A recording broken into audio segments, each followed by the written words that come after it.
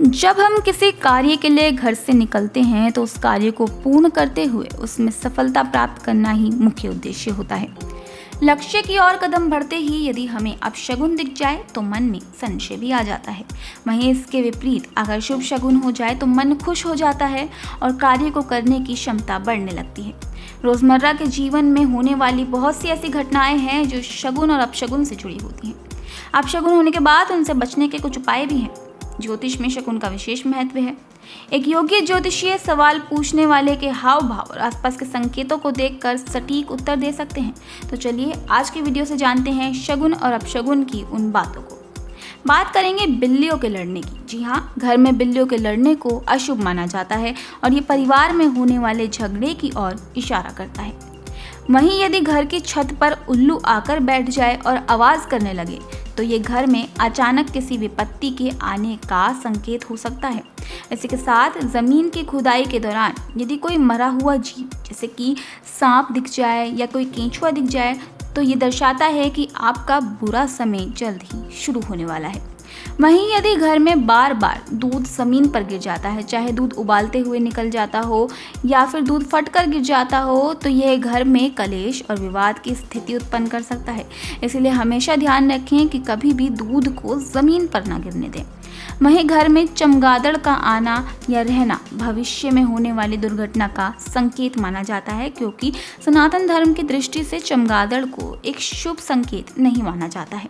इसी के साथ यदि घर में अचानक चूहों की संख्या बढ़ने लगे तो ये इशारा है कि आपको जीवन में भविष्य में कुछ विपत्तियों का सामना करना पड़ सकता है।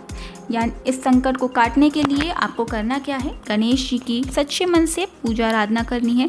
इससे आपको आराम मिलेगा। वहीं घर के किसी देवता की मूर्ति या फिर कोई चित्र टूट जाए तो नकारात्मकता और बीमारियां घर में आ सकती हैं। इसीलिए आपको करना क्या है, तुरंत ही खंडित मूर्ति या फिर चित्र को गंगा में प्रवाहित कर दें और उसी दिन कोई नया शुभ चित्र खरीद लें। वहीं हम सभी ने सुना है कि कुत्ते का रोना शुभ नहीं माना जाता। यदि कोई कुत्ता घर के गेट के सामने मुंह करके रोए तो ये घर में किसी समस्या या फिर कोई अशुभ समाचार हो सकता है। इसी के साथ यदि घर में कोई घायल पक्षी आ जाए तो ये भी एक महासंकट का संकेत हो सकता है। दीमक लगना घर में सबसे बुरा माना जाता है। जी हाँ, घर में दीमक या फिर बामी या मधुमक्खी का छत्ता होने से घर में मुखिया जो होते हैं उनके स्वास्थ्य को परेशानी होने की आशंका रहती है। इसलिए ध्यान रखें कि किसी भी लकड़ी के सामान में दीमक ना लगे या घर में कहीं मधुमक्खी छत्ता ना बनाए। अब बात करेंगे सबसे प्रसिद्ध कहावत की कि बिल्ली रास्ता काट गई तो काम अशुभ होगा। जी हाँ, कार्य पर जाते समय यदि बिल्ली रास्ता काट जाए तो कार्य असफल होने की पूरी संभावना होती है। इसे दूर करने के लिए आप थोड़ी देर घर वापस चले जाएं और विश्राम करके फिर अपने कार्य के लिए आगे निकलें। इसी के साथ घर में लाल चींटियों का आना भी किसी बड़े आर्थिक नुकसान की ओर इशारा करता है। वहीं यदि यात्रा पर जाते समय पाँव से जूता निकल कर गिर जाए तो ये भी एक अशुभ संकेत होता है। ऐसे में ज़रूरी ना हो तो यात्रा को टाल देना ही सही माना रहता है। फिलहाल के लिए इतना ही। ऐसी ही और इन्फॉर्मेटिव वीडियोस के लिए देखते रहिए सौगंध टीवी।